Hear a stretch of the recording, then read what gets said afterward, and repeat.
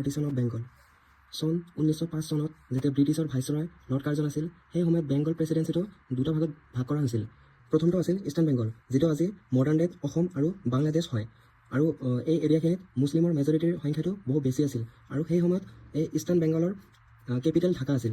আৰু দ্বিতীয়টো ক'বলৈ গ'লে যিটো আজি মডাৰ্ণ ডেত ৱেষ্ট বেংগল, বিহাৰ আৰু উৰিষ্যাৰ ৰিজনখিনি হয়। আৰু সেই এৰিয়াখিনিত হিন্দুৰ মেজৰিটিটো বহু বেছি আছিল।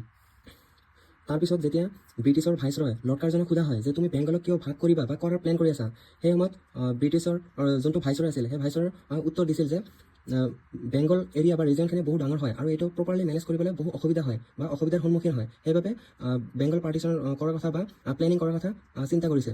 কিন্তু ক'বলৈ গ'লে তেতিয়া ব্ৰিটিছসকলৰ মটিভটো বেলেগ আছিল। কেৱল বেংগল পাৰ্টিশ্যন কৰা নহয়, তেতিয়া তেওঁলোকৰ মটিভটো আছিল যে সেই সময়ত বেংগল ৰিজনখিনিত থকা মানুহৰ মাজত ভেদভাৱ সৃষ্টি কৰা। সেই হিচাপে তেওঁলোকৰ মটিভটো আছিল ডিভাইড এণ্ড ৰুল।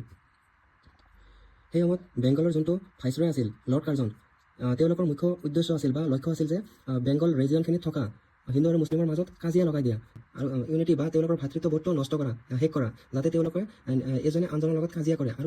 আৰু যদি বেংগলত যদি কোনো ধৰণৰ আইন বা কোনো পদক্ষেপ ইংৰাজে লয়, সেই পদক্ষেপৰ বিপক্ষে যাতে সেই বেংগল ৰিজিয়নৰ মানুহখিনিয়ে ইংৰাজৰ বা ব্ৰিটিছৰ এগেইনষ্টত মাত নামাতে।